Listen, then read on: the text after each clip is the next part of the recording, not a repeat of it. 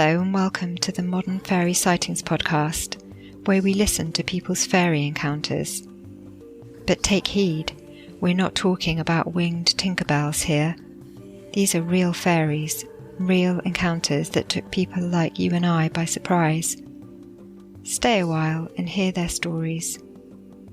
My name is Jo HICKEY-HALL and I'm a folklore researcher.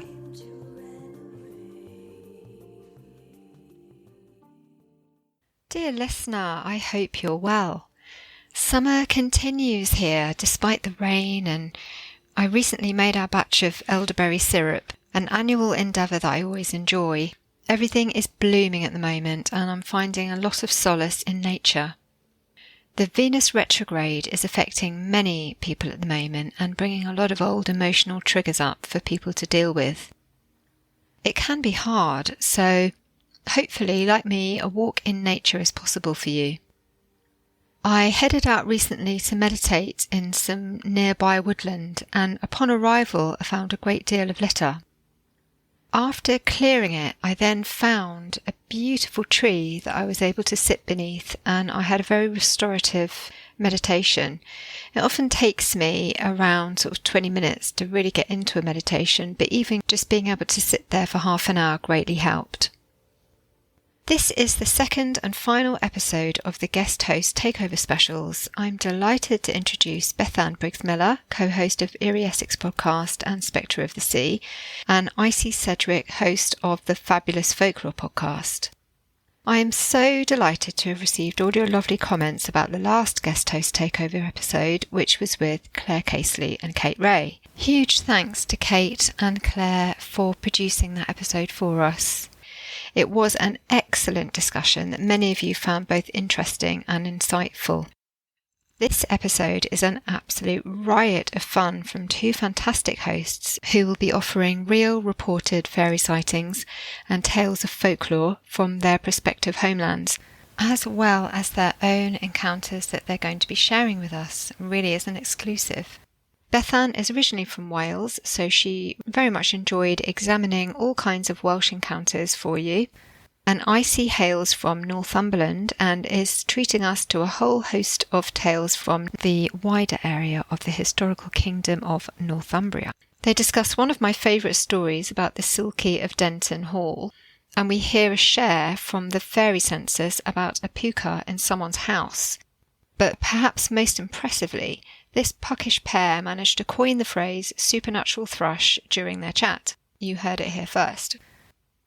I know you're going to love this chat, so grab a cuppa, get yourselves comfortable. I laughed out loud all the way through this, so it's an absolute delight and very uplifting.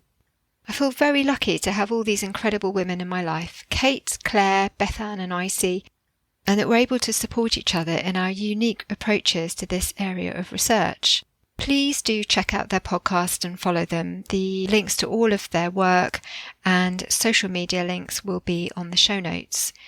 Each one of their podcasts are well researched, insightful, fun, and what inspires me the most is that you can tell that they all throw their heart and soul into what they do. Before we hear the show, I just want to give a huge thanks to my wonderful supporters on Patreon.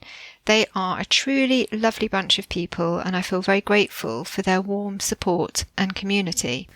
We are meeting this Tuesday at 8 p.m. BST for a Q&A with friend of the podcast and storyteller extraordinaire Owen Staten from Time Between Times podcast, and many of you will also know him from the excellent Spectre of the Sea, which he co-creates with Bethan. Owen is going to treat us to a story which will be an absolute pleasure for us. I will try and record that episode for those who can't make it due to their time zone. I'm also absolutely thrilled to announce that the new series starts on 3rd of September with an interview with Patrick Harper, author of Daemonic Reality, A Field Guide to the Otherworld. He's also written The Philosopher's Secret Fire, A History of the Imagination, among other books into the area of this research, including some excellent novels.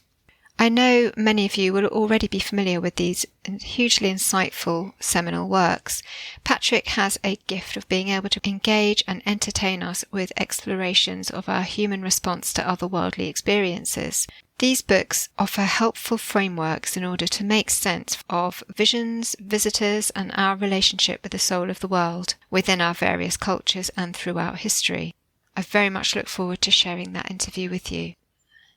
Thanks again to Icy and Bethan for an absolutely cracking episode. I look forward to rejoining with you, dear listener, in September. Until then, if things are difficult at the moment, know that challenges will pass in time and that nature will always respond to your call for support. This world is indeed a magical place, and together we remain curious. Time to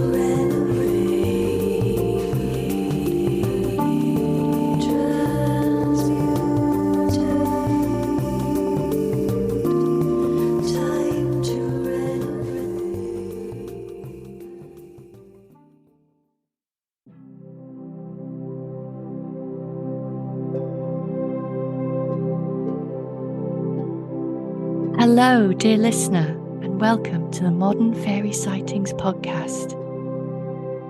Except you're not Joe, are you? I'm not. No, I'm not.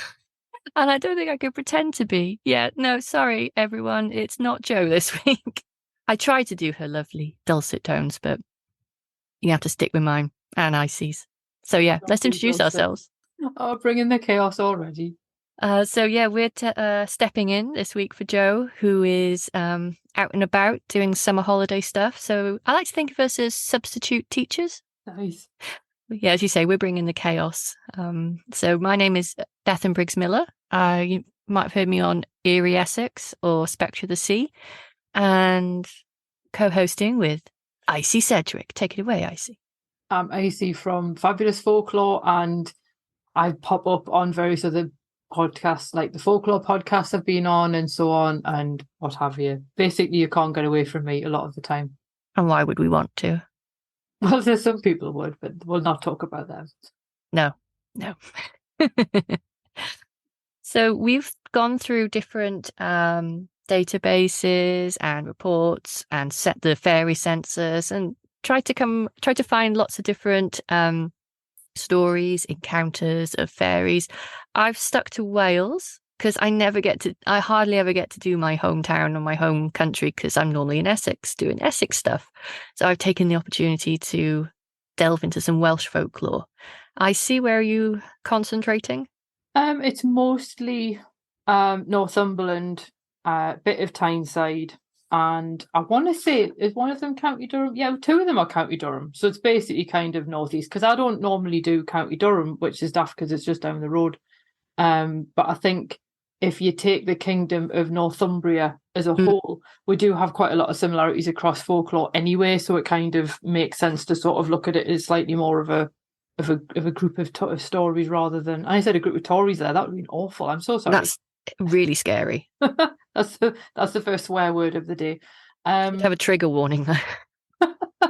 Brief mention of Tories. But yeah, so I've sort of tried to stick to what I know basically, and a lot of these are stories that I've heard since I was little, because they're the ones that just kind of kick about quite a lot. So they're already in like the northeast consciousness to a degree. I like hearing like especially stories where people have grown up, because it tells you a lot more about the area and like the feel of it. Yeah, very much so. Right, well, then it's just a case of who wants to go first. I mean, we're going to flip for it even, or shall I just let you go? We could flip. Well, would you like to hear about a fat ox? Oh, yes. I shall tell you about the fat ox. So this takes place in the Gower. I found loads of stories about the Gower, which is in the south, sort of like mid-Wales along the coast, so just past Swansea. It's beautiful landscape. I don't know if you know the Gower at all, but it's like, if we could guarantee the weather, you really wouldn't need to go abroad, because they're like, white sandy beaches, but it's Wales, so we don't get the weather. Hey-ho. And this is actually from a place called Einan's Ford, which I think has a really nice sound to it already. And it needs a fairy tale. It sounds a bit Tolkien-esque. Does, doesn't it? Einan's Ford. And this is about a farmer who was woken one night by the strange sound of soft, sweet music, which you hear a lot in these tales. And the farm he lived in was a long house. So he actually slept in the house with the animals. So from his bed, he could see straight into the cattle and where they were being kept at night. And the sound seemed to be coming from there. And he also heard the patter of tiny feet as if they were dancing, and they was going round and round, and he heard, as I say, this music. So he crept out of bed and looked into the barn, and it was filled with the fairy folk. Now, in Swansea area, and that's sort of West Glamorgan and the Gower, they refer to the fairy as the very folk. Because it's believed bad luck to call them fae, to call them fairy, or use any of their names like the Ethlich. I really struggle to say this because I've got a lisp. The Welsh language is not kind to people with a lisp. The Ethlis. Nah, I'm going to give that up. Or the Coblinai, or you weren't supposed to, in this area, refer to their name. And as I said, the shed was filled with these folk, and they were dancing around, and they seemed to be gathering around, in particular, a large ox who was quite happily chewing the cud. It didn't seem to be fazed at all by these little creatures that were dancing around, and they were having a whale of a time. They were jumping and spinning, so they were playing a game where they were spinning around and then jumping onto one of the points of the cow's horn, and then jumping off again. And the farmer was really enjoying this. This is cool. I'm going to just sit back and just watch this now. And he was enjoying the music. And one of them was playing the fiddle. And it was proper like, one of those Arthur Rackham paintings where they're all dancing around. So that's a lovely story, isn't it? That's what I thought. And then the music died down. And then it suddenly turned into something out of a horror film. So suddenly they killed the ox and started to skin it. Oh, the poor ox. I know, right? And then they hung it from the beams, and then they all started swarming into the barn and began eating it. And then it gets grimmer, or not so grimmer, depends on how you feel about it.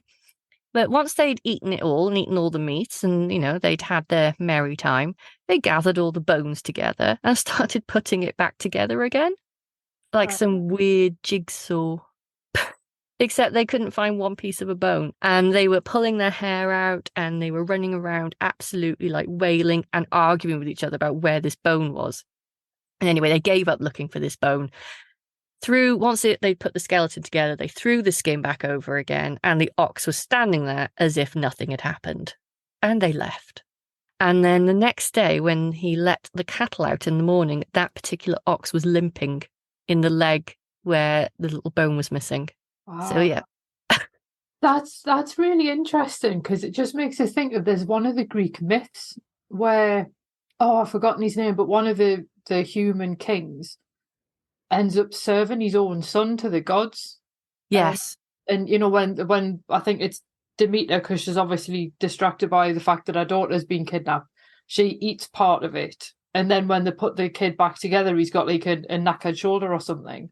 Yeah, that thing, when I looked up that book, the Book of Lost Gods, I briefly read that bit, and yeah, it was, I can't remember the name now, but it was a bit of the shoulder, like a shoulder bone or a collar, one of the collarbone or the blade or something. There was something wrong with the shoulder. But this was in the back end of Wales, in the middle of nowhere. I mean, on one hand, like, that is super grim, and I suppose you could argue, what was the farmer going to do with the ox? He probably wasn't going to have a jolly time anyway, but I just think the idea of, like, we're going to eat our fill and then give you it back is really odd, but kind of like, it starts out off like really lovely, and then it gets a bit like, oh my God, what's going on? And then it's kind of, oh, okay then. Yeah, you're left a bit, you did go on quite a journey with that one. I know. I was reading it. This is lovely, because we often hear like music and people being like lured into the other realm, or at the very most, like disappearing for a few years, then coming back, or not coming back, but not eaten. Or maybe they are, and that we just don't hear that part.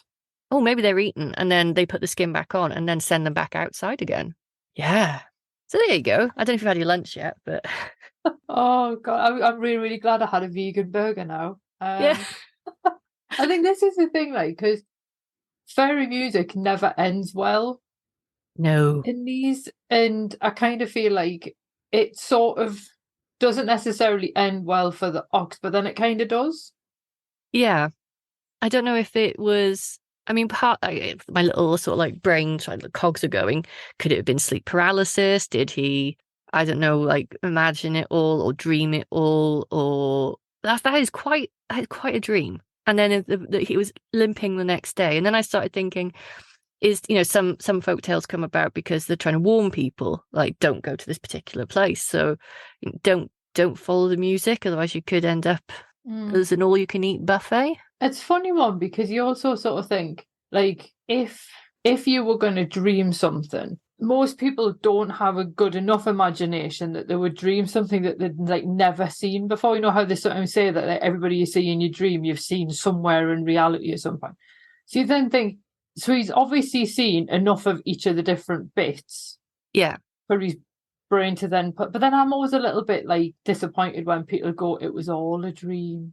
And that's and you think it's probably more likely that it was a dream than it being real. But there's always that but, isn't there? Yeah. Because I think the farm is still there and they've got cattle. They've got black the horned cattle, like they still got those there. So part of me is wondering, is the ox like descended? Is its like great descendant still at that farm? And the farm is near a place called Fairy Hill. Yeah. That was my dun dun dun moment. I suppose it's, I think that is a funny one though, because of the fact that the cautionary tale one, it's like, usually it's to get you not to do something, but that guy was like on his own property. Because he did want, I mean, part of the story said he wanted to get up and stop, but he felt he shouldn't. So I'd like to know what would have happened if he'd have gone, hey up, do you mind not eating my cow? They probably wouldn't have put it back together again. Yeah. Or if he'd stopped them before. I mean, there's a hell of a lot of them. I mean, it was described as a swarm. Oh, that's not a word that you ever apply to anything good, is it? No, there's not. No, you never get a swarm of anything positive, do you? Like a swarm of lollipops. Don't know why my brain went to lollipops. But there we go. A swarm of dairy milk chocolate. Yeah, I don't. It's an interesting story though, and you kind of wonder, like, because normally you see motifs, and we obviously said, well, there's like that one, and I wonder, is it Tantalus? Yes, I think it is Tantalus. Yeah, because I know both him and Sisyphus both have like the really horrible punishments, and like Sisyphus has somehow weirdly become like this bizarre like poster boy for like hustle culture, and it's like, no, Sisyphus was a horrible individual. That was why he was supposed to be going to the underworld in the first place. Like, you tricked the gods like 3 times. He's not like life goals. But yes, it might have been Tantalus because he's the other wrong'un. I remember. But yeah, so it's just really weird that the motif appears in sort of like ancient mythology. So it'd be interesting to know if that same story kind of has variations in other parts of the British Isles, or if it's very specific to the location. I did try and find out, because I found this story a bit late in the day, but I did a quick look to see if I could find any fair folk eating and then reassembling, and I found lots of the idea of a fairy feast appears quite often in like folklore, but I've yet to see the DIY, deconstructed meal put back together again. I suppose when you think about it, like how would you know how often this was actually happening? Like, this could be happening like everywhere, but because nobody had walked across it, it's like nobody would know that it was happening. So you could have like literally one of your animals every night this would happen. But if everything got put back together normally, you'd just be like none the wiser. It made me think of you do see some crossover with like alien lore and fairy lore, and the idea of cattle mutilations. I've heard it's like sheep mutilations and stuff, but that tends to be more like alien big cat stuff. Well, there's a lot. I mean, there's still a lot of cattle mutilations happening in America. I'm watching. That's my stomach. I must have got hungry from listening to this time, which is quite worrying. There's a lot of cattle mutilations, and they're very specific as well. An eye is always taken, one eye, the reproductive organs, and an ear, which is weird, because if it was like anything like an animal or like a coyote or a bear, it would be different. You know, there wouldn't be like a strategic, oh, I'm just going to take this and this and this, you know, and leave it. And there's never any blood. And it's weird. Like if cattle mutilations had happened back in day, maybe in this country, and there are some in this country, would we have put it down to the Fae? Probably. Same as, I suppose, if you had a bit of an odd dream and then noticed the next day that one of your animals was limping, is there a possibility that you would have gone, so my dream was true then, and you've kind of connected two completely unrelated things as cause and effect, when actually they were just two completely unrelated things? It's a good one to get your teeth into. But I think we've got as much as as we can. It's getting grimmer by the minute. Do you want to share one of yours, Han? I think I'm gonna start off with one of my favourites. And if anyone's obviously ever come across stuff that I've done before, they'll probably have heard of her. But I know that she's not really known, like, outside of, well, Northumberland and Tyneside, really. And I think that's a bit of a shame.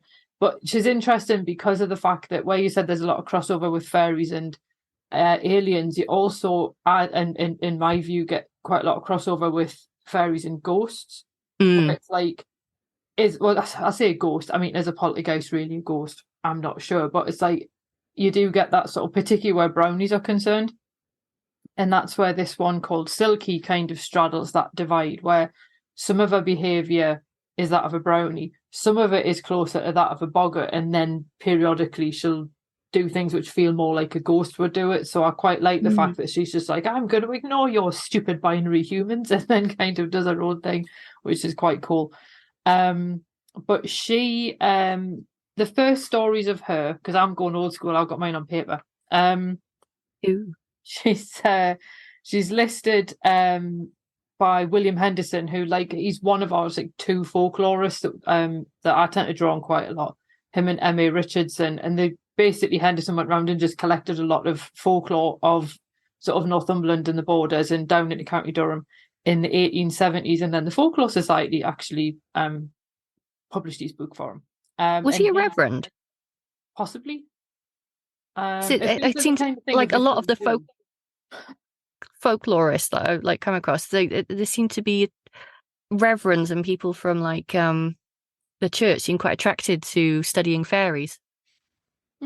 I think Henderson, he collects, like, and he's also local as well, which is nice. He sort of collects like a whole range of things, and he doesn't specifically have a fairy section in the book. There's one called Local Sprites, which I thought is quite interesting. And it did make me think of Rainbow Bright as well, which is like a whole other tangent. But Silky gets her name because she announces her presence with like the sound of what sounds like rustling silk, which you would notice in those days, because obviously that wouldn't be a material most people would come across.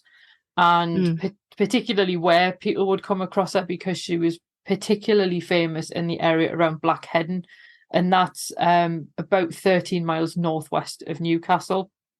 If you look at it on Google Maps, even now, it's mostly just farmland in the area. And what she used to like to do is, if anyone was travelling, particularly by horseback at night, she would just materialise on the back of the horse behind them, ride some distance with them, and then just disappear again. And you sort of think, if that's entertaining, then crack on. Like, it's fairly tame as fairy pranks go. It kind of sounds more like it would just be inconvenient and a bit irritating more than anything else. But at no point does she ever actually do anything particularly malicious. Right. An interesting sort of, she can be, as I say, vexing rather than anything else, but she is quite interesting. One of the things that she does do, which brings her into like the brownie category, is if you cleaned your house on a Saturday night so that you could rest on a Sunday, she would then cause chaos. And obviously, if you just left your house an absolute tip, she would come in and tidy it up. And I'm like, isn't it obvious what you would do? Yes. I mean, but that's just me. So she, so obviously people would, I'm assuming, kind of not leave the house looking too spick and span. But I mean, how good is that as an excuse for not doing your housework, though? Oh, I don't want to, because if I do, Silky will undo it. And I'm like, I'm going to have to borrow that one. I'm going to try that one, yeah. But the other thing that she did that was irritating, though, and this is again where I think you can see that link to fairy folk, is she would obviously ride on the back of horses, because why wouldn't you? She also used to just make them stop dead and refuse to move. So there's incidents where people would be going out on an errand, and then they'd be out in the middle of nowhere, and then the horse would suddenly just stop, and nothing could cajole it to move. And you were basically stuck there either until dawn, at which point all of her power seemed to end, or if someone came along with some rowan wood. And if they touched the horse with rowan wood, or indeed if you had rowan wood on your person, then her tricks and japes didn't work. So, I mean, that kind of leads off into a little bit of the realm of witchcraft as well. I'm going to say, yeah, especially with like transport or something stopping, would often be blamed on witches, wouldn't it? But I do just think it's quite funny that, like, and obviously it's quite an easy way around the thing as well. So, well, I'll just make sure I've got some rowan with us and then all will be well. But again, it's like what she's doing, it's irritating. The horse is unharmed, the person's unharmed, so she's not doing it, she's more just doing it like in that almost kind of when a kid pulls a prank because they think it'll be funny and it's just tiresome. It's kind of more like that. But I just think that she's quite interesting despite all that, because she then started appearing at Belsay, which is a village, I've actually written it down. It's 2 miles northeast of Blackheddon, and there's a beautiful English heritage property there, Belsay Hall and Castle. Really, really interesting place in and of itself. But there's actually there used to be like woods around the house and the castle, which are now like the quarry garden. And apparently people sometimes would see her just wandering around in the woods.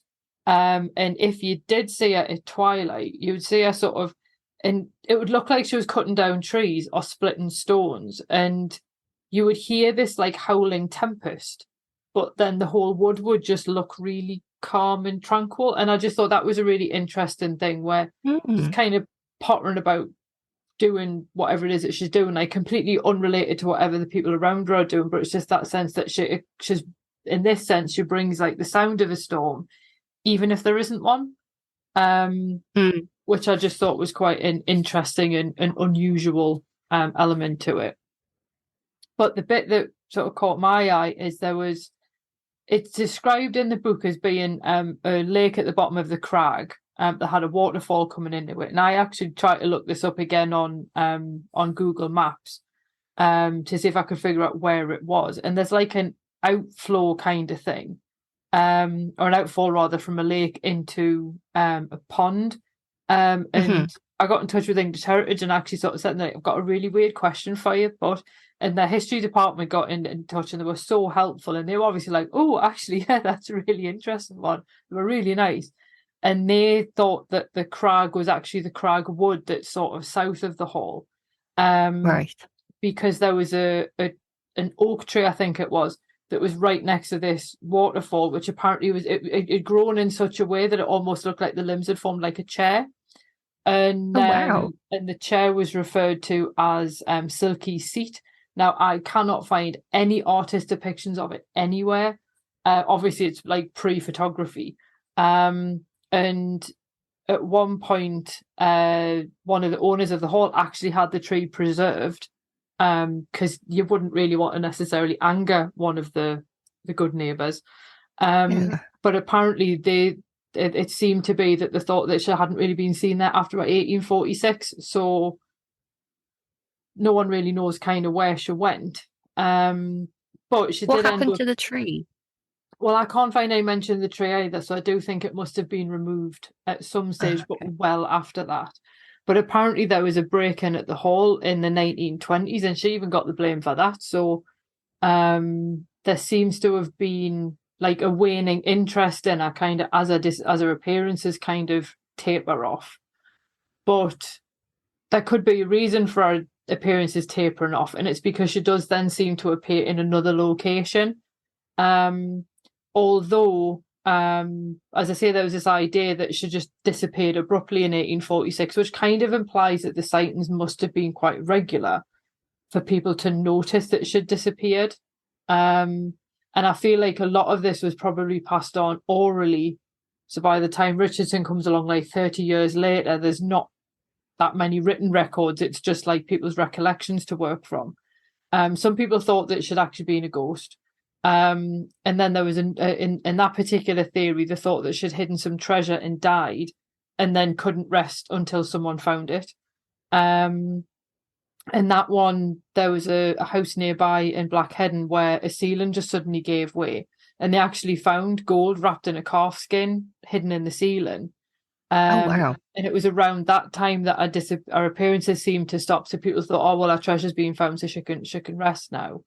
However, somebody else had a vicar had gone to see an old woman on her deathbed, and she claimed that she'd seen Silky at the bottom of her bed like the night before, and she'd announced her presence sort of with the rustling of silk. So, it's difficult to know where Silky went or what happened next. However, the bit that caught my eye is the fact that there's a Silky at Denton Hall, which is like, now it's right next to one of the massive roundabouts, next to like this huge like 6-lane motorway.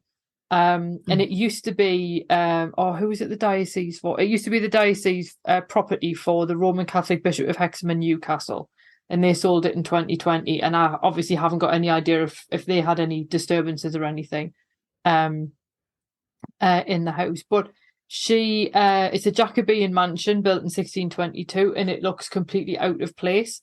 But various people sort of lived there over time. And again, some people thought that Silky was a ghost because apparently it was a girl who was supposed to have been strangled by her sister. And she wore a white silk dress while she moved around the hall. However, that particular Silky was also believed to care for people while they were ill, which sort of, to me, kind of takes it out of the ghost territory a little bit. Other people said that this particular Silky used to basically scare people into leaving, but they don't say how, which is deeply infuriating for anyone looking into it now. It's like, oh, better records, people. But and then in like 1884, people said that they could hear the sound of things being dragged through empty rooms and down a flight of stairs. And people in the surrounding area claimed to hear her, and she also apparently was supposed to warn of any danger in the nearby mine. So local miners actually saw it as being quite a good luck charm. And that then made me think of like all the folklore that you've got around things like the knockers or the blue caps. And there's a Welsh one whose name I always can't pronounce. Oblinai. That one. Where they're helpful spirits, but you don't really see them as being ghosts. So again, you kind of start leaning back into that fairy territory with her again.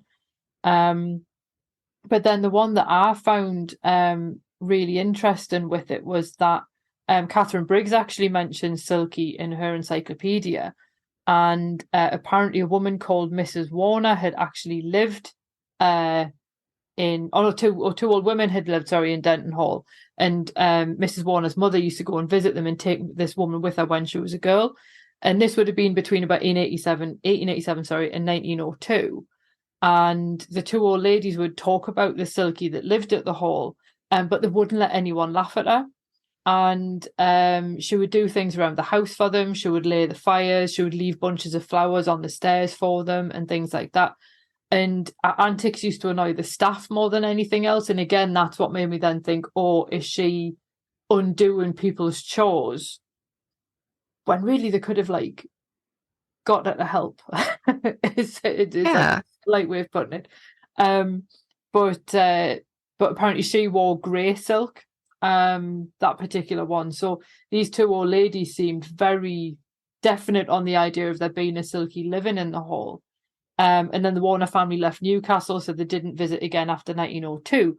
But then after the Second World War, the woman found an old friend of hers now owned Denton Hall, so she went to visit him. And the owner had seen or heard nothing around the house, but apparently there was what appeared to be a poltergeist haunting in his son's bedroom, and like nobody would talk about it. And I think what caught my eye about that is the fact that obviously by 1940, whatever, just after or during the war, obviously there would have been such talk about ghosts and poltergeists and all this kind of activity, so you kind of think, have people just updated the language? So what in the 19th century or earlier, obviously, because I mean, you've got spiritualism comes along mid 19th century, but were people now reclassifying what was actually fairy activity as something else? So I thought that would have been interesting to find out. And I mean, there's the same thing as a house called Churton near North Shields, and the Duke of Argyll lived there during William III's reign.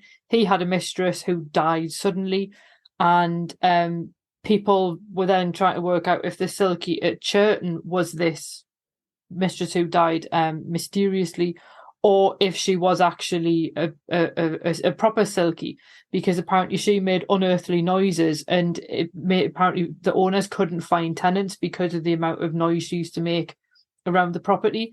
So again, you sort of think, well, considering you've got these unearthly noises at Churton, you've got the unearthly noises at Denton Hall, is it the same Silkie? Is it different? Is this actually quite a common spirit? But that's just the name that we've given it up here. And it does then make me sort of think, is it the fact that we notice the sound because silk's not that common even now? I mean, I'm not quite sure what like a sort of polyester rayon mix would sound like if you were going to announce your presence with that. But it did make me think, and this is one of the reasons why I find it really interesting, is she, or has she been lost to stories of poltergeists when actually we should have been looking at it as more of a brownie type creature, albeit a brownie who's actually quite a mischievous one. And she seems to have a very definite personality around her in a way that I think some of the generic stories don't have. So I find her really interesting on so many levels. And the number of times I'm like, I wish I could get in Denton Hall. Is it still there? Yeah, it's still there. As I say, they sold it in 2020, but I don't know who they sold it to. But Could with you it write being a a letter? Jacobean manor house, I would imagine it's probably listed. But I reckon you should write a letter and go, please. can I come and see if you've got a Silkie, please? I think she sounds fab. As you say, I mean, it's not typical poltergeist because she's got different sides of her personality. Like, will be helpful but mischievous, depending on a whim. And then, I mean, there's a lot, especially again, like comparing the two in Welsh folklore. There's a lot of stories of creatures that will jump on the back of people as they're riding, and they're normally put down to the devil. So you can see how like the exact same phenomena can be called something else, just like across the border. But what color? I mean, I know there was one that was grey, but the first story. The first ones, I want to say that she was supposed to wear black, but that might be just preference for my favourite colour. I think they just sort of talk about the rustling silks at first, although the old woman who said that she'd sat at the bottom of her bed, she mentioned black silk. So you basically see it in black, white or grey, which is interesting in and of itself that she seems to change colour, because obviously I know you get like white ladies and grey ladies in ghosts, and obviously, ever since sort of like literature popularising, we then get sort of the woman in black figure as well. Yeah. But I think that it's like the audible side of our appearances is what always makes me really quite interested of, well, what exactly is going on here, for her to announce her presence through sound like that. And obviously we also have there's a grey lady at the assembly rooms in town who apparently you hear the swish of a taffeta gown when she's about. So it's not unheard of in ghost sightings. But that being said, I think because there almost seems to be a level of kind of consciousness and planning and almost like intelligent thought behind what Silkie does. That's what then leads me down the route of something away from a poltergeist, which always seems to me to be a little bit like random and haphazard. Whereas like to actively tidy your house, that's not poltergeist. That's especially the part where if you tidy, you're like, it enrages them. But if you leave it for them, then you're rewarded, which is, no, that's typical fairy lore, isn't it? And brownie and like And I turning think, from a brownie into a boggart if you annoy them. yeah, and that's where you sort of think the one in Black Heddon, did she then go out to jump on people's backs and annoy the horses? Maybe was that how she got her kicks after she tidied the houses? I don't know. This is the trouble. There's so much not involved in the original reports that Henderson gives, and also M.A. Richardson gives quite a few of them as well in his local historian's table book, I think it is. But it's, I don't know, I just kind of think that because she sort of seems to defy classification, to me, it then makes you then start questioning, well, are all these different classifications even necessary? Or are we actually just talking about the same thing? Oh, I really enjoyed that. I've heard the silky story before, and I love hearing it every time because, as you say, it's got so many different parts to it, and I like it when there's a ghost or a fae or something or a creature with a personality that I can get behind. Yeah, this is the thing. She feels like an actual entity where, like, particularly when the two old ladies are like really protective of her as well. And I just that is very sweet. That's a TV program I'd like to watch. Yeah, I would. Oh my god, it would be like How Clean Is Your House, but the silky edition. Then you could make it totally a box with the two old ladies. It'd be amazing. Oh, that'd be brilliant. Yeah, we've got that idea. No one nicked that. That's our verbal. Yeah, it's trademark now. Trademark now. I feel like we've pinched that from Lawman a little bit. Yeah, they say they don't listen to podcasts, so they're not going to hear. No one tell them, okay? No one tell them. You've got I'm trying to find an. Then. I do. I raided. I had a look in the fairy census, which was collected between 2014 and 17 by Simon Young, for the Fairy Investigation Society. And it's fascinating, especially when you see encounters that happen in places it makes them feel a little bit more real. Like I was looking at some, because I was looking for you as well, like Durham. It's like, oh, that sounds mystical because it's in Durham and I don't know Durham that well. But suddenly it was around the corner from where I lived, and it's like, oh, has them, when you see on television, like you're watching Doctor Who and you see it's filmed at the end of your street. It's like, oh my goodness, that same feeling. I've got one here. I really like this one because I really like the description of what she saw. And again, and this is in the fairy census, but the way it's described, I think you know where I'm going with this. It could fit into a different category quite easily. So I'll read the testimony as it was written. So the way, I don't know if anybody any of Joe's listeners have read the fairy census, but it's set out really nicely with, like, the first paragraph is very specific things that they're looking for and is added at the beginning, and then it goes into the story. So this is in Wales, in the Rhondda Valley. This was a female. It was in the 2000s that it was seen. It was in a garden. The person was on their own. It was between 12 and 3 p.m. And it lasted for 2 to 10 minutes. They have had other regular supernatural experiences. No special state was reported. A profound silence before the experience. And a sense that the experience was a display put on especially for them.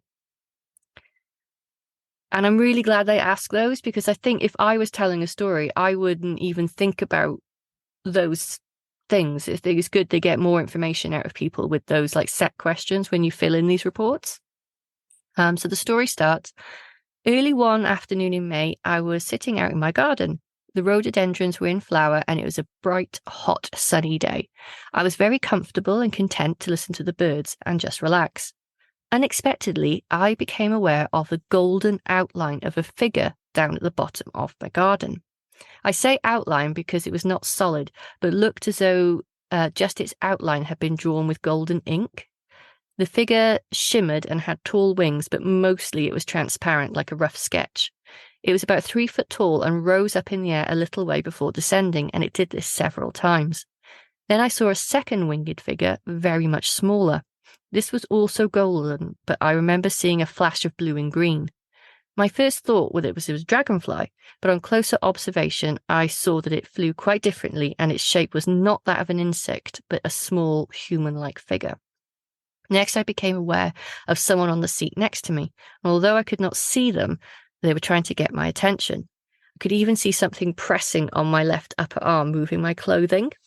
And I had the strong impression that day that I was meant to see the fairies, and they were pleased about it. And it was a lovely experience, totally benign. I was amazed to see how the fairies really did look the way they appear in traditional tales. I have seen fairies many, many times since that day, and May, June is a particularly good time for them seeing them in my garden. I have photos of strange mists in that area of the garden from other years too. They varied. I've seen tiny ones, various colours, although the first was iridescent and reminded me of a dragonfly, and I've also seen one large one with a golden outline only, not unlike Atkinson Grimshaw's fairy paintings, although I hadn't seen those before my own experience and only made the connection later. I didn't hear any sounds. It was eerily quiet. And then they say that Wales is on the Celtic fringe. The whole country has a reputation for fairies. I just felt and still feel that it was fairies. We've had a house brownie here ever since we moved in 2000, and that is quite different to a fairy. Spirits attached to the land and operating in another world very close to ours that sometimes touches and allows us to interact. I think the gentle people should always be treated with respect. I hate the idea that they should be banished. There is plenty of space for us to coexist peacefully, and I think they have a great deal to teach us if we let them. I really like that encounter, the way it was described. There's something really sort of like happy ending about it, because obviously so many encounters don't necessarily end well for the person involved, but that's like such a lovely one and such a positive one that I think you kind of think, oh, I'm really glad that person actually had that experience. Yeah, it's lovely. I actually would love to experience that myself. That seems like especially the bit that really like called out to me was that profound sense of silence, which you see in so many cases, not just fae, but like UFO, ghost, there's always this, before an event, before there's a crossing of the veil, there's a silence. And then this golden outline, that sounds absolutely beautiful. And you do get, I mean, I know not all fairies look like Lord of the Rings figures or look like Tinkerbells. I mean, I know Joe introduced this podcast by saying we're not talking winged Tinkerbells here, but sometimes you do get a description of something really beautiful. And then I suppose at the same time you think, if you're this elemental spirit that can probably take whatever form you want, if you want to have a positive interaction with a human that you deem to be receptive to it, because I have no doubt that they probably wouldn't do that with someone who they thought was going to be like, ew, no. Would you not rate their kind of cultural consciousness for like how to choose the best form? So, because I think so many people react so positively to that kind of almost Victorian idea of like, little and twee with the wings and everything. If they know that you're going to react positively to that, then it would stand to reason that if you could choose your form, that would be the one you would go for. Yes. And I mean, it also sounds like a lot of angel encounters as well, like the golden light, and but also again UFO, not particularly like extraterrestrials, but interdimensional sort of beings. And there's always a lot of light involved. And that particularly golden light. And considering it was between 12 and 3, it's not that time of day where there's like golden light in the air. It's quite bright. I assume it was bright. It was either been cloudy, or it wouldn't have been that time of day where things glow, that lovely time just before sunset. Yeah, the light's really flat, even on like rubbish days. Like, I mean, obviously it's like 2:20 as we're recording and looking outside. I mean, it's totally overcast here.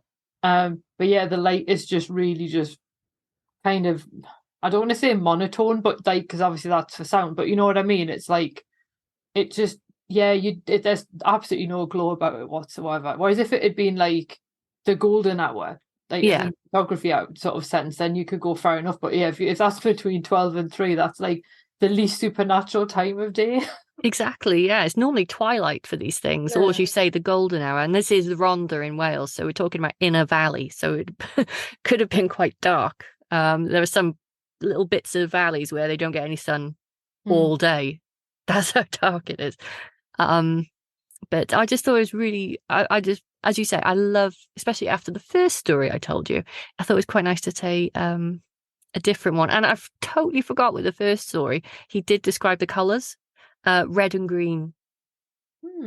So colours, I think it's the same everywhere. Correct me if I'm wrong, but in Wales, the colours of fairies are very... Whenever there's an encounter, the person always describes them as being so vivid. And attention to detail is always kept. I mean, rather than, like when someone describes a ghost story or a UFO story, they hazy on some things. When it's fairy, it seems to be such a detailed recollection, like down to the minutest details, sounds, smells. Silky with, yeah.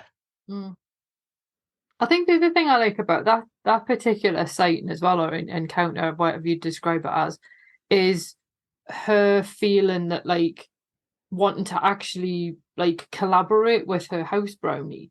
And this is one of the things that I can't remember who said it, but one of the people I follow in like the witchy community, it might have been Althea Sebastiani, had been like, would people just stop doing this whole thing of, I need to cleanse my house of all negative energy, I need to banish all spirits, because you're also going to be banishing the stuff that you actually want to keep. A little bit like, how like antibiotics just kill everything, good or bad. And but it leaves you with sort of supernatural thrush.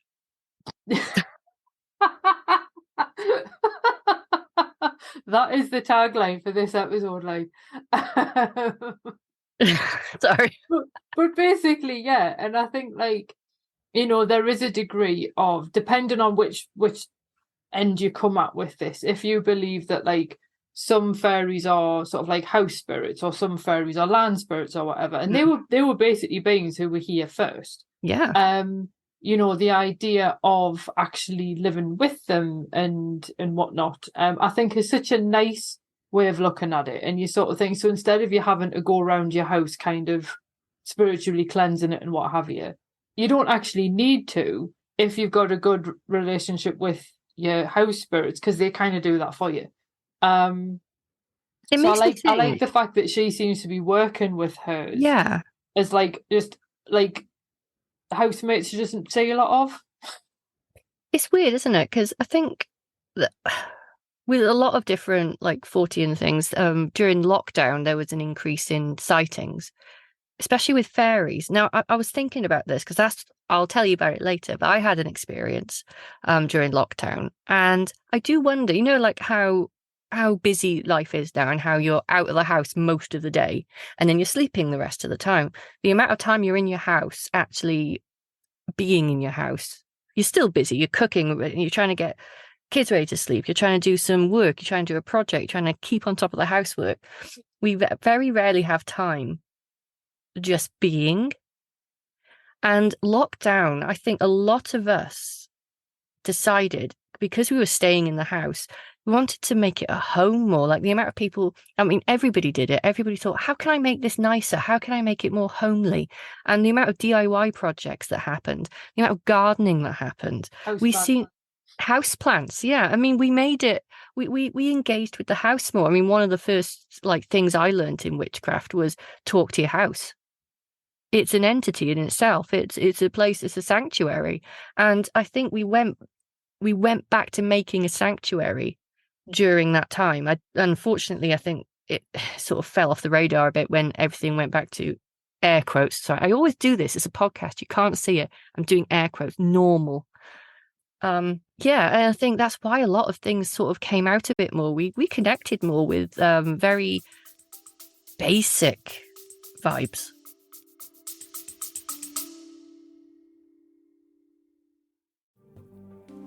Healing has helped me many times in my life when I'd reached a point where something needed to change. In 2005, I trained with Martin Brofman to learn the body mirror system of healing, which was life-changing for me. It's based on the idea that the parts of your body that don't work well reflect the parts of your life that don't work well, and about which you have tension in your consciousness. The understanding is that tension is stress and stress causes symptoms. In a distance healing or in-person session, I move up the chakras, returning each one to wholeness using a colour map. During the process, I see images and situations, I hear words or receive impressions that tell me something about what caused the tension in that person's life. The feedback at the end of the session is a really big part of the healing.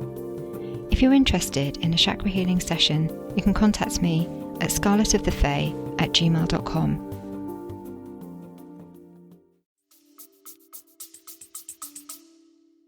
Yeah, it's funny because I'd always been that kind of nutter who'd come home and be like, "Hi garden, hi house," even if I'm like the only one in, because you sort of think I'm trying not to veer off into territory, like, because this is the kind of stuff I look at for my PhD on haunted houses. It's like that sense of, is the house sentient or is it just like a collection of entities that you happen to cohabit with? And either way, I just like saying hello. Yeah. But you know what I mean? But I suppose it is that thing of, depending, as I say, which angle you come at, if you want to see these as being sort of land spirits, which appear in like literally every culture, or more specifically, fairies who've chosen to let you live with them, because I don't think it's the other way around. No. Then I sort of think, in a way, that's really cool. And those houses are probably much nicer to spend time in. Yeah. You can tell when a house has got good vibes. When we were buying houses, there was a house that we went to see and it was on paper lovely. It had everything we wanted, but no. Couldn't tell you what it was.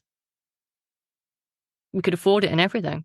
It should have been an easy buy, but there was just something that didn't feel right. That's right. I'm kind of like, if I go in someone's house, like, to kind of like, do they have a cat? Is the cat happy? Then I'm happy. That's a good one.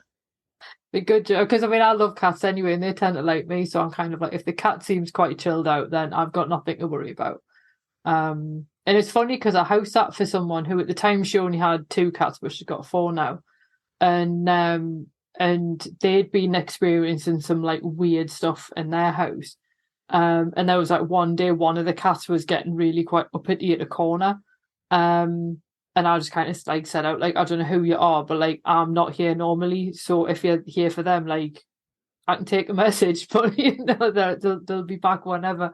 And then they kind of all seem to like stop after that. So I don't know what that was all about. But yeah, definitely use the cats as a barometer. I was going to say, you've got many jobs and one of them should be supernatural answer phone.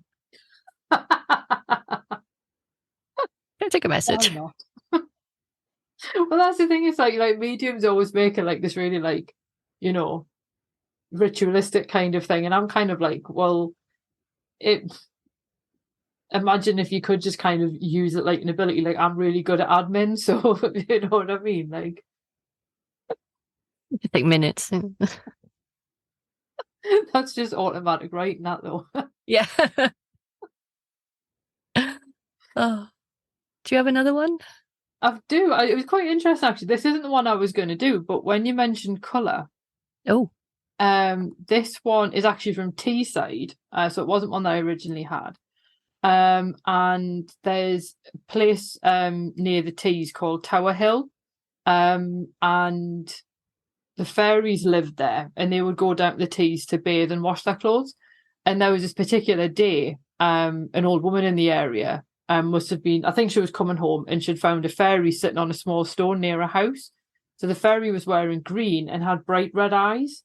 And the old woman was absolutely so sort of taken with this sort of young fairy that she just took her home. And that's unusual, I think, among all the stories that I've read, at least from this area. Like, that's not traditionally something that you do. But she sat there by the fire, and she gave her, and it's really, really specific on this, that she actually fed her bread and butter with sugar. So the sugar, to me, kind of almost dates when this must have happened. And the fairy ate it, but then she started to cry. The old woman just couldn't console her. Nothing that she did would calm this fairy. So eventually she basically like took her back to where she'd found her. And once she was outside, the fairy stopped crying. So she wandered off, never to be seen again. But the old woman actually took the stone home, that she kind of kept almost like a, what's the word? Like a sacred object. And it's a really short story. And obviously, again, there's no sort of names or dates or anything. But I like the fact you've got a material object involved. So whether that was a story somebody told to explain why there was a weird rock in someone's house, but it's just the description of the green outfit and the red eyes and you know what it reminded me of? What? Green Children of Woolpit, where they couldn't eat. Well, one of them eventually got to eat human food, but the other one really didn't. Like the boy, he died, didn't he?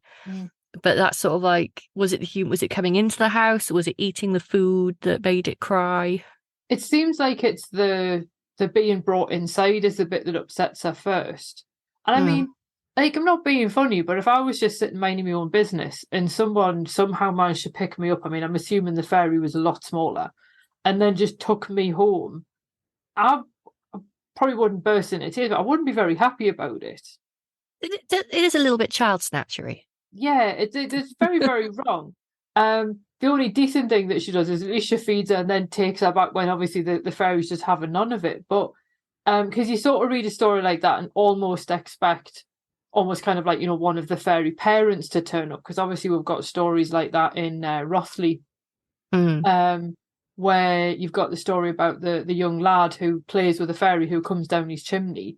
And there's one particular day they're sort of faffing about by the fire, and one of them ends up getting a cinder on, like the fairy gets a cinder on her foot, and when she starts kind of hollering, because that would obviously hurt, you know, like the fairy mother then comes in and starts kicking off, and it's only through verbal trickery that the young boy kind of gets out of it, because it's an accident anyway, but obviously I don't know how you'd explain that to an irate fairy mother. So you almost kind of expect the story to go in that sort of direction.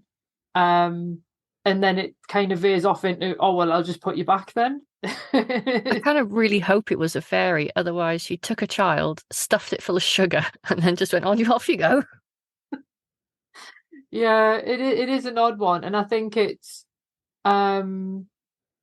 whether the fairy was near where the other ones used to go and bathe and wash their clothing, and she's just wandered off.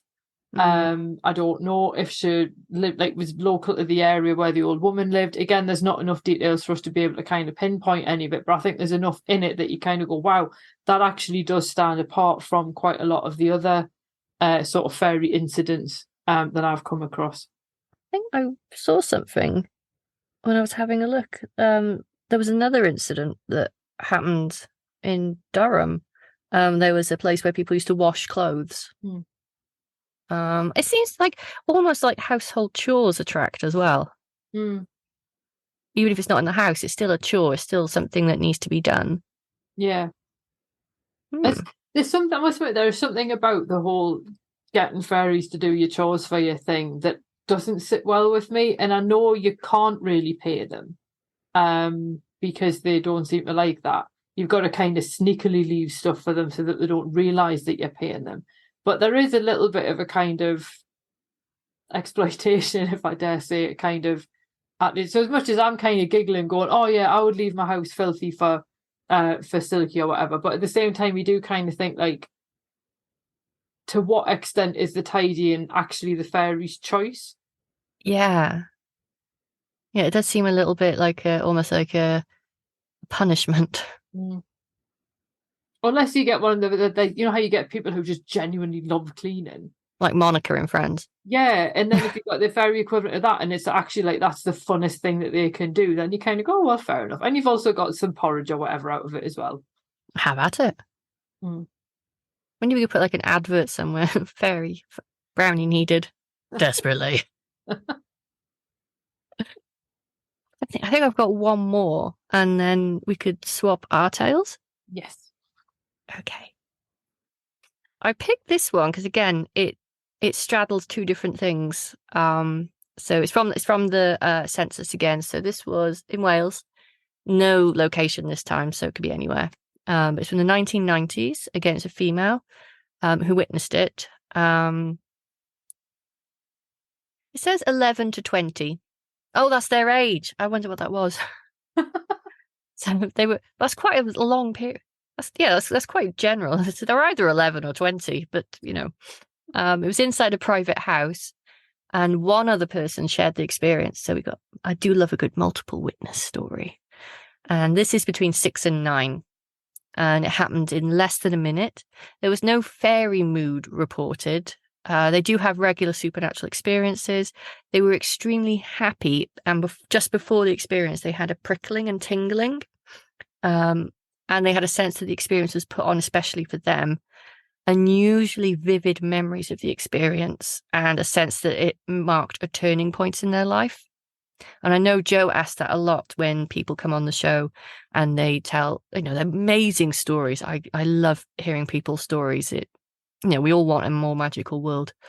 And the amount of times it does seem that it marks a turning point in someone's life where there's going to be big change coming is quite a common thing. So I'm really glad they asked that question because it's interesting. So this is the story. A friend and I were home one evening relaxing, and my dog was out in the front garden. It was late autumn and we had candles lit, listening to music, discussing spirituality, religion. It was our passion at the time. I just like that scene. I want to go and sit there with them. We heard my dog, a spaniel, scratching at the front door to come in. And my friend went into the hall, leaving the lounge door open to the front and to open the front door for the dog. I was sitting in my chair and could clearly see 2 meters or so out into the hall. I heard a commotion, like an animal's feet running, and looked out into the hall expecting to see Ben, my spaniel, run past and up the stairs, and heard the heavy sound of it running up on all fours and shot up the stairs. It was, I'd say, if standing, 5 foot 5 inches, maybe more. It was sort of human crossed with an animal, and I could see brownish, leathery, tough skin with coarse black hair sporadically growing out of its body. Its head had a large flattened snout, crinkled and wrinkled like someone had forced its nose into its face, and upward protruding teeth. My friend heard it, but curiously didn't see it. The dog had not come in and was still out in the garden. And over a period of a few years, I and visitors to the house would see red lights, like eyes at night on the landing and stairs, and a few occasions hear the running up the stairs like a very large dog. I'm convinced it was a fairy, a puka, or something, or some other thing. The house got renovated in years later and all the occurrences stopped. It was definitely connected to the old untouched energy before we modernised the house. We tried to use candles and hardly watched TV, preferring soft music at our groups of spiritual exploration there. There was lots of experiences by myself and others at the time, and then they put what they think they were. So fairies are other dimensional beings linked to our earth also and our psyches. They seem to reflect our hidden inner natures.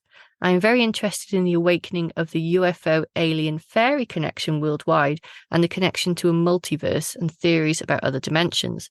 Could it be the same thing? How is our human conscious connected? For we are connected, or we wouldn't have these experiences. Is it possible to actively seek a fairy encounter and therefore be privy to the mysteries? I like that one because black dogs connected to fairies aren't necessarily always a bad thing in Welsh folklore. I know we get a lot of, especially in Essex and East Anglia, you've got the shuck and sometimes a death omen, sometimes causes deaths. But a lot of the time in Wales, I don't know if it's the same with you, but big dogs or dog ghosts or black dogs, sometimes white, seem to be more protective. Like they're there to protect people. They'll often follow someone home if they're on their own, even though they're scared at the time. It seems they were just accompanying them. And even though it ran into the house, it doesn't seem like it caused anything wrong. Almost like it was taking refuge, maybe because they were in that mindset. They were quite peaceful people. I don't know, it sounds almost like it ran in scared and found sanctuary. Could be. I know we have that with the bar guest, which is obviously our black dog, which you kind of get sort of from Northumberland all the way down. I mean, you get it all the way down kind of like South Yorkshire and all the way across to the likes of Lancashire and whatnot. And yeah, the Barghest is a funny one because in some stories it's like a death omen. Other stories it's just mischievous and just kind of plays with people in the same sort of way Silky does. And then yeah, there's also stories of people traveling at night, often women who are out like having to walk home at night or whatever, feeling accompanied by one. So that it's how the Barghest again seems to have that degree of consciousness of like it chooses what it wants to do. Yeah. Which feels more like a cat than a dog to me. And that feels very feline of, yeah, I can't be bothered today. But I think, yeah, the idea of it running into the house is an interesting one because you don't, I mean, at least in the stories of the Barghest anyway, you don't really hear stories of it inside. It's nearly always outside. Yeah. Or like, I think there's been times where it's got to be almost like a vampire invited in, whereas on this occasion, and the fact the dog didn't seem to react either, or it did and didn't sense a threat, and the person they were with heard it, I liked. And the red eyes, I mean, red eyes have been given a bad rap. You know, it's a very easy thing to give something red eyes in Hollywood, and it's like, oh, it's evil. Whereas fairies, I mean, the story you just told, the fairy child had red eyes. It doesn't always play out the same in folklore, does it? Yeah, and I think when you think about it as well, you sort of think when you think in terms of, say, animals that have red eyes, you know, it's like, is that a useful function?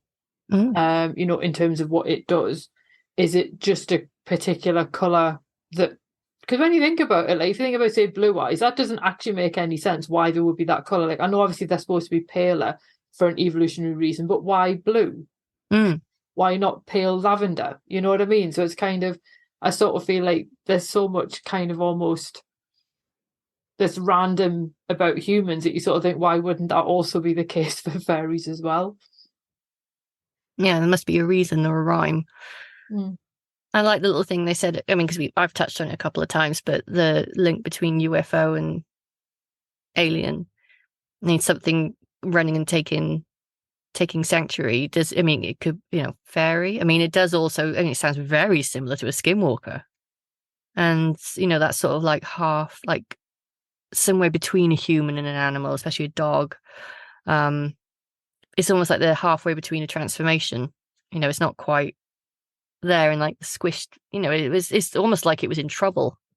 Yeah, I know with the Barghest there's also an idea that they can take on different forms as well. So like there's somewhere, you know, people are like, oh, it could take the form of a black dog, a white horse, or a headless man on fire. And you're like, how did you know that was all the same spirit? Yeah. But it is again, it's that sense of, is the creature choosing to present itself in that fashion? Which is, it's a slight tangent, but this is one of my favourite things that I remember someone ever said about The Little Mermaid, and it was about Ursula, the fact that she could take the form of like the woman who fits Western beauty standards, but she chooses to be the octopus lady instead, and I love her all the more for that. I love the octopus lady look. But she's quite clearly, obviously, a supernatural creature of some description. So you sort of think, so there's a level of choice on display there. You know, and obviously I know that comes from a fairy tale rather than actual folklore, but you do think, you know, there is enough folklore where animals or fairies rather take the form of animals, that you think, well, do they get to decide what they look like? Is it a little bit like when you're playing a video game and it's like, right, what race am I going to be in Warcraft? Am I going to be a druid? Am I going to be a night elf? Am I going to be a tauren or whatever? Do they have like a character selection screen as well, and they get to choose what they look like? Oh, I hope they do. That'd be brilliant. Oh, I like the fact they completely jumped to fairy too. There was no like, oh, it could be a cryptid, you know, like a werewolf even. It was a fairy. They obviously got that sense straight away, straight out the gate. Yeah. It's like typical fairy sighting, is it? No, that's the thing. But I also wonder if they, because they're already interested in this kind of stuff, obviously therefore are open-minded enough that their brain would sort of make those connections, because they've obviously come across enough stuff that would be where their brain would go. I don't know. Don't know, but interesting one. Very much so. I want to hear about your encounter. Well, I was going to say, actually, I've got one very, very, very short. Oh, yes, sorry. Sightings. And the reason I want to include these ones is because of the fact that we're just being talked about fairies choosing their form. Okay. And I was like, oh, yeah, that feels more like a cat. Well, we've got two incidents. And one of them actually includes like the exact farm and the farmer's name, which is quite unusual. And this is about fairies taking the form of cats and then living with farmers. That totally makes sense. So in one of them, it was at Beggarbush Farm near Easington in County Durham. And the farmer was called John Bonner, and he was heading home one night with his cart when something leapt out of the hedge, and it cried, Johnny Bonner, Johnny, when thou gets home, tell your cat Catherine Curley's deed, which is basically saying, like, get home, tell your cat Catherine Curley's died. And then John turned round and just found like this massive cat sitting in the back of the cart. It then left back out again into the hedge. He obviously continued going home, somewhat discombobulated by what's just happened. And then his wife sort of says, like, what's the matter with you when he gets home? So he repeats what's happened, at which point the pet cat then jumps up and goes, oh, Monawa, and then just runs out the door and then never saw the cat again. And then there's a similar one in Staindrop, and that was where people generally assumed that cats were fairies in feline form anyway. And essentially the cats kind of rushed to leave so that they could attend a family funeral. And the stories here don't explain why the fairies were in feline form and why they were living with farmers. But it does also show that, like, would they have just stayed with the family forever had there not been the death announcement?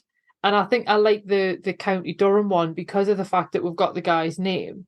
And the idea that kind of somebody, like another fairy's coming, and rather than going to the cat, he's like, oh, the farmer's there, he'll do, and I'll just tell him.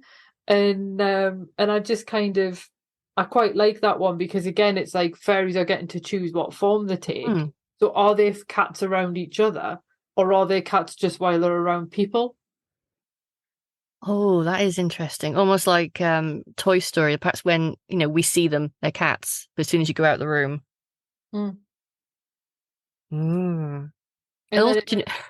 It reminds me of a little bit as well, Jeff the Talking Mongoose.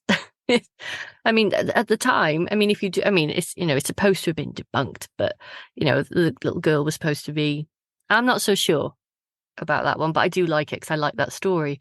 But they had released loads of mongoose onto the island to deal with a rabbit problem. And if maybe you were an entity that thought, oh, what shall I disguise myself as so I fit in? Mongoose. There's lots of them around. And cats, you always seem to, you get cats in farms. They're good rat catchers. If you wanted to hang out in a particular life. I feel like as well that because cats are already notorious for coming and going as they please, then, like, if you're going to choose any animal, then I think a cat is a pretty good one. Yeah, they're pretty autonomous. Yeah, and also when you consider they're crepuscular as well, like, people expect them to be out and about sort of at dawn and dusk, and they're often out a bit more at night and so on. So you kind of think like it would fit in. Like, if you decided you were going to be like a chicken, that would be a really terrible choice of animal. Whereas because the cat's got a fair degree of autonomy on a farm, they're practically feral anyway, and you think they can come and go and nobody's going to wonder, oh, where's the cat gone? Because you're like, the cat will have gone wherever it needed to go. And then it makes you think, are all cats fairies? Is that why some of them are really, really cuddly and some of them just like pushing things off any flat surface? Well, the ancient Egyptians did like their cats. I mean, the amount of... there was something weird. It was at the Uncanny conference in Cardiff for the Witch Farm. And there was an Egyptologist there that said that the amount of cats buried with, like, in like sarcophagus and everything at the full works, they ended up selling them by the ton to English farmers and British farmers to use as fertilizer. And that's why we find a lot of Egyptian jewelry and Egyptian like finds in Britain, is because Egyptian cats were used as fertilizer in Britain. So, you know, that's a lot of spirit energy going into our crops. I think as well, there's a really good documentary on Netflix, and it's about some excavations at Saqqara, and they actually find like an entire cat graveyard. Yeah. And it's really interesting sort of seeing like, and to the extent that they've even got like lions among them. You know, the extent that obviously, you know, cats had that sort of signification, and obviously, you know, partly for practical reasons. Same reason why there was so much sort of fascination and respect for snakes, because again, you want things that aren't gonna, you know, they're gonna kill the things that are gonna eat your stuff. But then I think in this country, again, you sort of think like, is that part of like the collective unconscious that we've picked up that idea of cats, or do they just know something we don't? Well, they do have that knowing look, don't they? Like they know, but they'll never tell you because they can't be bothered. Whereas dogs know and they want to tell you, but they can't. Whether you're interested or not. Oh, I think we covered some good stories there. I think it's time to share our own. Yeah, do you want to go first, or shall I? I don't mind. I don't mind going first. With You go first then. Mine happened. Was it during it was during lockdown. And my kitchen, the cooker is right next to the back door, so I often open the back door to let some cool air in. And it looks out. It's a really lovely view. It's right over the sunset and the garden. And out just outside the garden, I've got all my herbs. So if I'm cooking, I can literally put my hand out and get some rosemary, stick it straight in the pan. And during lockdowns, like to keep my kids entertained, we started doing some rewilding. So we got loads of like wildflower seeds, and partly laziness and partly rewilding. We didn't mow, you know, lots of the lawn, and it did actually go really pretty. We had poppies, we had loads of things growing, and it was really lovely. And the garden really felt like it was coming alive a bit. It wasn't quite so prescriptive borders and things. And my son was really interested in fairies. I've always been, but he really got the bug for it, and he wanted to build a little fairy home and things. And so we tried our best. And then this night, as I said, when I was cooking, I heard some scuffling outside the back door. And I thought, oh, the hedgehogs are back, because we have hedgehogs every year. And I stuck my head out the door, and it was twilight. So it was sort of like, you know, the sun had gone, but hadn't quite set. So it was like that grey, silvery time. And there was this little thing about a foot high that looked like a potato with a hat, the legs and arms, stood upright, and it was rummaging around in my herbs. It was like mumbling to itself. And then it looked up, and there was a split second where we looked at each other. And I was like, you know, my heart had fallen out my arse by this point, because it was like, what the hell is that? And it was looking at me like, you can see, like, it was so fleeting, but you know, you get enough information. I could see its face. It was like, you shouldn't be able to see me. And it ran off down the garden swearing, like proper effing and jeffing, like under its breath. And yeah, ever since then, I mean, it's not so much now, but I've had things going missing in the house more than normal. I mean, I do put a lot down to me having brain fog, and you know, it's not exactly like a Country Life magazine. Our house is messy because we've got kids. Yeah, that's the excuse. But you know, it was odd. Like I put something down, look away for 2 seconds, come back, and it would be gone, or in an odd place. My herbs keep going missing. I went to make a chili the other day and found half of it, like all the jars that I knew were half full, were empty. And I would be sitting on the sofa, and stones would be thrown at my head inside. I'd be sat, like it would just be me and my son. He'd be on the opposite sofa reading a book or playing on his, like, you know, Nintendo Switch. And then sweets that I know he had next to him, it was almost like they were reporting and like dropping on my head. And I couldn't hear it, but I could sense that this thing was having a real good time, like winding me up. And then I'd be out and about, I'd have stones thrown at my head, walking to work. I'd be walking down the village and a stone would hit my head. only about that big, nothing to actually do any damage. And then it followed me to work, and it all happened. All this started happening since we had a hawthorn bush in our front garden. And I remember asking you, do you remember? I was like, we need to move it because it's literally on the path. And at the time, I wasn't sure if I was going to be in a wheelchair, and I had my son in his buggy, and I needed to get past. So I needed to cut it down. And I was like, okay, if it's already annoyed that I saw it, how's it going to be if I pull up a hawthorn?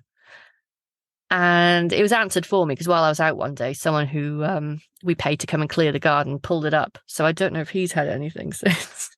But it followed me to work as well. I mean, I was in work one day, and it was almost like it had like a little personality, and I could sense when it was about to do something, or I could sense when something had happened if it had been the thing. Because, yeah, I could tell it was near.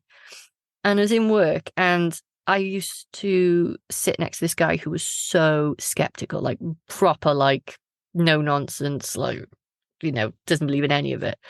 And I was telling him, my coffee mug started moving across the table, like proper, not like a little bit, like from me, and went all the way across at steady pace to him. And we were both watching it, and I was like, you seeing this? And he's like, yeah. Someone must be drilling nearby, and the vibrations. I was like, oh, leave it alone. He was like scrambling for these like things. And then a bunch, because like my job, we keep all the keys to the university, and we've got them in a big cupboard. And there's a bunch of keys that just appeared in the middle of the room and fell on the floor. And I went to pick them up, and it wasn't one of our keys. And then someone came running in and said, I just had keys on my table 2 minutes ago. I can't find them. They're master keys. And it was those keys. They had like just appeared in the middle of our room. And then I went to put away some keys later in the day, put them in the cupboard. Now the cupboard is a wooden cupboard with hooks, like blunt hooks. And I put my hand in, and I felt this stabbing. I felt this weird pain in my finger, brought it out, and there was a shard of metal, like it looked like a little tiny dagger in my finger. And I had blood pouring down my hand, and I was just like, this is unreal. And then I had to go to security where they couldn't get it out. I had to, luckily my friend was staying with me, and he's in the St. John's ambulance. And for some reason he had his kit with him, and he managed to get it out. But it was about, again, this is a podcast. Oh no, you can see this is Joe. So it's a video. It was about that big, and it was in my finger. It's healed completely. That's the weird thing. There's no scar. That's it. You just talk all about like it's just completely normal now, and it's just like, yeah, this and I'm sort of sitting there going, I know it became so normal. Does it still happen now? I had something. Well, the herbs are still going missing. I've tried to talk to it because I asked Jo as well what to do, and she's very confident. If you like talk, if it doesn't feel right, it doesn't feel right. But sometimes if you like sort of try and connect, and I try to, and I sort of like have started talking to it in the garden, but being quite bantery, like I can see you there, you little git. And then it's almost like we've got like a little. I couldn't tell this to anybody else, could I? This is the right podcast to talk about it on. But we've sort of like got an understanding now. I hope. Bit of an armistice then. Yeah, we like sort of like, yeah, and I'm if it is a boggart, I'm hoping it turns into a brownie. Maybe if I leave some washing out or something, maybe that's what it wants. It's craving housework. Yeah. I mean, there is also the other thing. Try leaving out an offering of clothing for it. I don't want it to go though. I know it's throwing stones at me, but I think it's so fascinating. I've left it honey. I've left it mead. I've left it bread. Actually, since I've done that, it stopped throwing things at me. Oh, it's just pinching my herbs, which, all right. I suppose you can just go more. So yeah, as long as it doesn't take more, just leave some for me. Very interesting that though. Like, I mean, I would be freaking out if any of that was me. I quite like. I think it makes me laugh. And you should have seen it though. It was livid. This little tiny, when like a child swears, you can't help but laugh. I was this little. It looked like a potato. It was like Alistair Beckett King's video, "The Man Who Lives in the Crisps." Imagine that, running down the garden swearing at you. It's funny though how much, like, so much of it kind of sounds like, again, poltergeist activity. And this isn't my encounter, but I'm going to tell the story anyway, just because it's quite funny. An ex of mine was a massive fan of Final Fantasy, and I bought a figure on eBay, which was my first mistake, and it was of Squall, and it was one of the ones where they're about yay big. They're like the collector ones. Yeah. And gave him his Squall figure and displayed it in his room, and then it started moving around the flat of its own accord. And the weirdest one was you had to go from like his room through the living room, the little hallway into the bathroom, and he was out in the garden and like out the back, and I was in the flat by myself, or so I thought. And I went from the bedroom where it was sitting on the bedside table, and then I walked into the bathroom and it was sitting on the side of the bath. And I thought, I haven't carried it because why would I take it to the bathroom? Yeah. Like, you know, my hands were empty. And I walked into the bathroom and I'm like, why? And then I was like, whatever you are, you might want to leave the room because, like, I don't want an audience, you know, when I'm using the loo. And, but yeah, it was just, it would appear, and like one day it appeared inside the shed, which was padlocked shut. I wasn't there for that one. You just told us about it later. But yeah, weird. So the idea of stuff going from one space to another, that's always fascinated me. Or apportation, physically, how does it work? I'd love to witness it, not like see the end result, but actually see it. Because with like fairy encounters, you often hear that they heard a pop. Almost like something appeared, like, you know, if they are interdimensional beings, like that's them entering maybe that's how they do objects too. Little arm comes in and grabs it, takes it out. Yeah. That makes it feel very Tom and Jerry. It does a bit, doesn't it? Oh, we'd have to have some kind of like kapow on the screen or something. Yeah. Oh. Yeah, that is. I think as well, it also completely contradicts the idea of like fairies as being like the Cottingley fairy type design. Yeah. Well, mine definitely isn't. Like a scary Mr. Potato Head in the garden kind of seems a little bit comical. It does, doesn't it? That's it. I mean, if it was a giant thing throwing rocks at me, but it's tiny and throwing pebbles, and it's almost like, is it want attention? I don't know. It's like a child wanting attention. Or like, you can imagine going, nah, nah, nah, nah.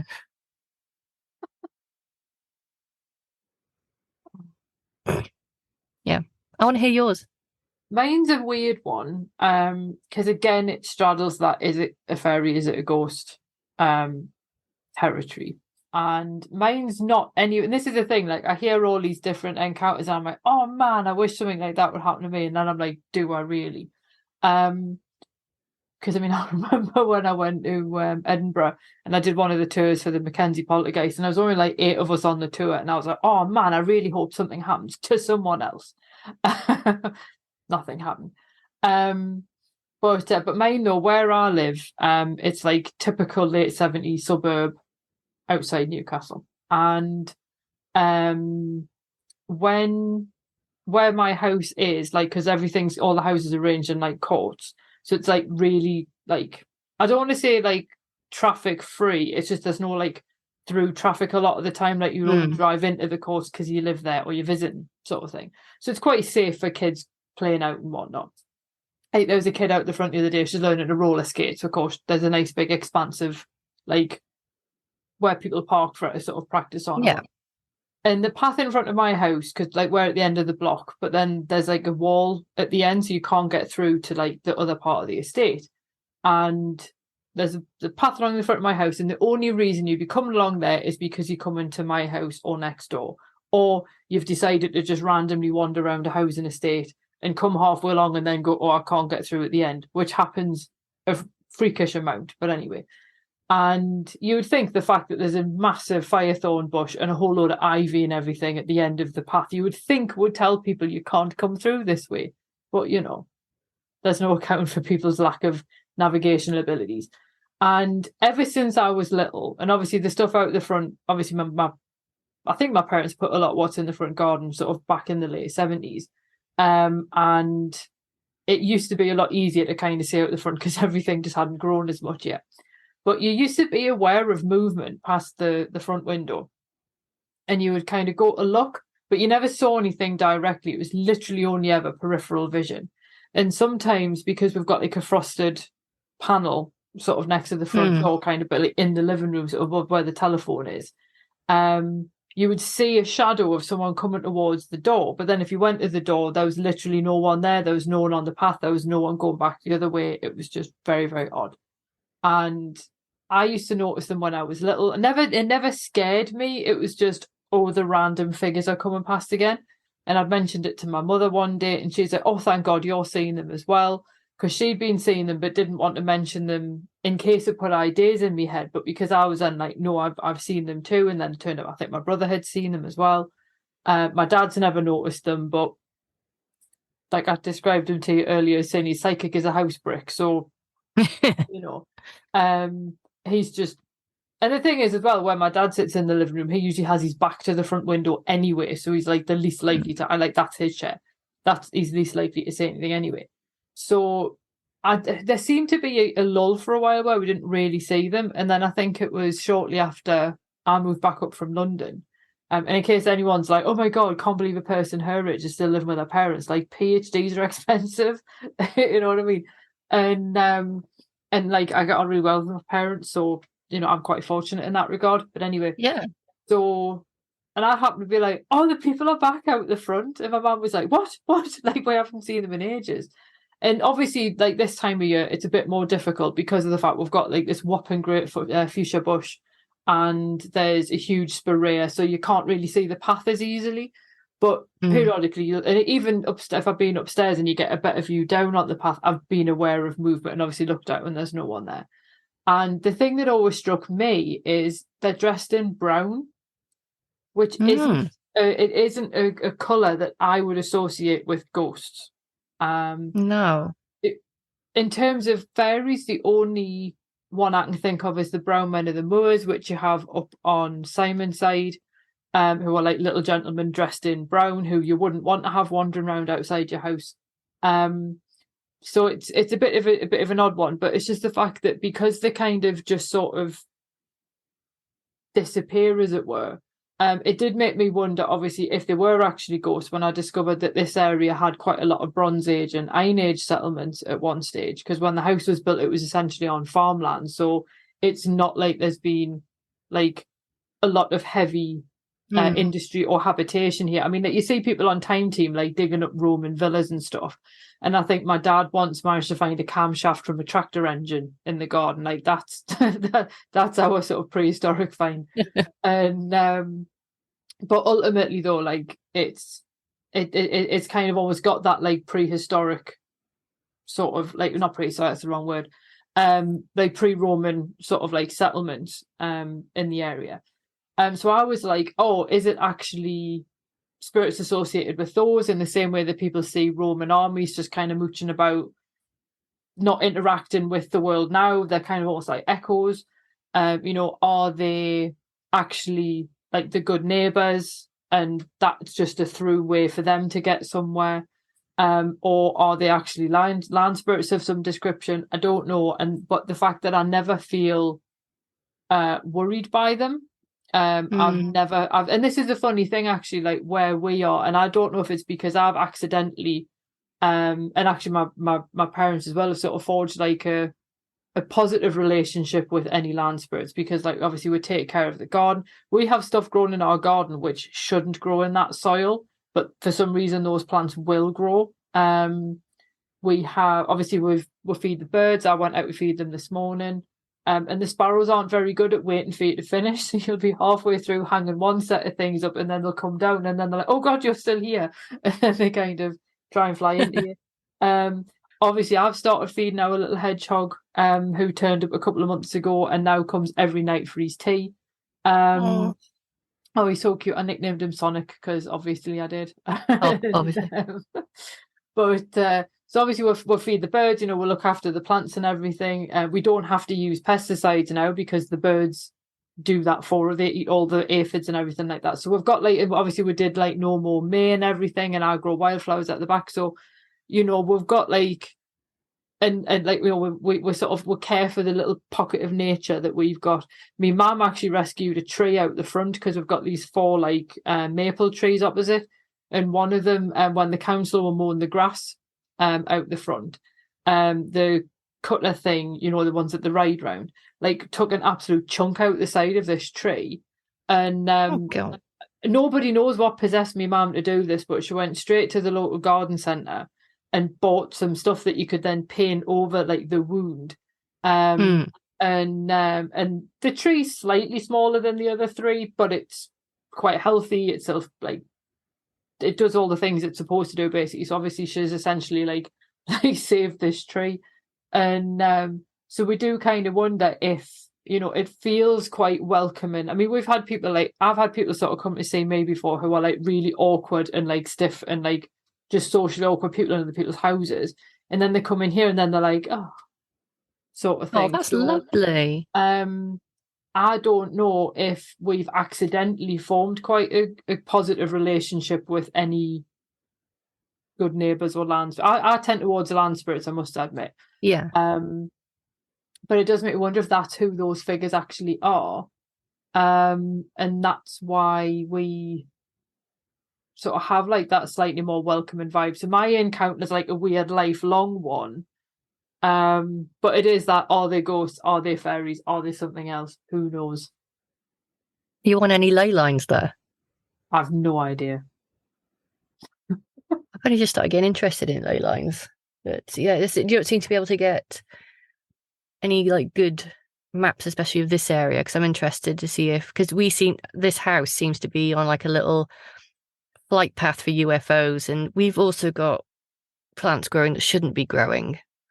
I think that's something I never even thought of before. Do you ever get butterflies trying to like come in your house, like at the windows, like really trying to come in? No, the garden's an absolute haven for bees. Moths will, but that's because moths are just, oh my god, light. Spiders love coming in the house. I'm forever ejecting them back outside again. Particularly the size of some of them, because you're like, you are not staying in here, pal. I'll have to charge you rent. And we did have a sparrow flew into the kitchen once. It was last year actually, because there was a crow or a jackdaw or something, or it might be a magpie chasing this baby sparrow, and it flew into the kitchen. And my dad thought it had flown back out again, and we thought nothing more of it. And then the following morning, like, because we didn't hear a peep out of anything in the kitchen, I opened the kitchen doors, like literally there, to go in the kitchen to make me coffee, and this like sparrow just flew at us, and it sort of flew to the dining room, then to the living room, and it got like stuck behind the blinds. So of course we ended up like just opening the side window and then kind of, you know, encouraging it along behind the blind, so eventually it flew off. But because every time you try to like grab it with a towel, it just cheeped at you, and I was like, oh no, I'm going to hurt it. I'll just open the window instead.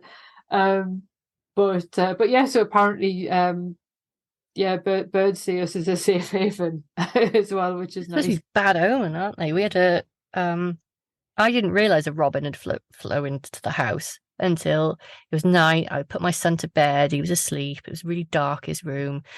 And I heard this fluttering around the room. And I first thought bats. I was like, oh my God, because it sounds quite loud when it's in an enclosed space.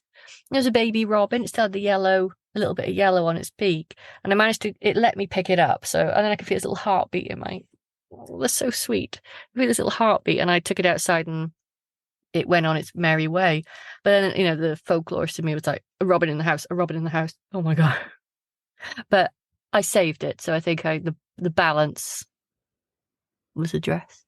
Yeah, people said that to me when I said that I just managed to eject a baby sparrow from that. Oh, that's a bad omen. I'm like, not really. I personally, I don't ascribe anything negative to that, because I'm like, it got away from the thing that was chasing it. It came into the house for a reason, and my dad checked and it didn't poo on any of the cabinets or anything, because obviously that's what we're obviously worried about. But you know, whatever it was doing up there, it was obviously having a whale of a time. So we were, you know, I thought it saw our house as somewhere safe. Yeah. So I'm going to take that as a win.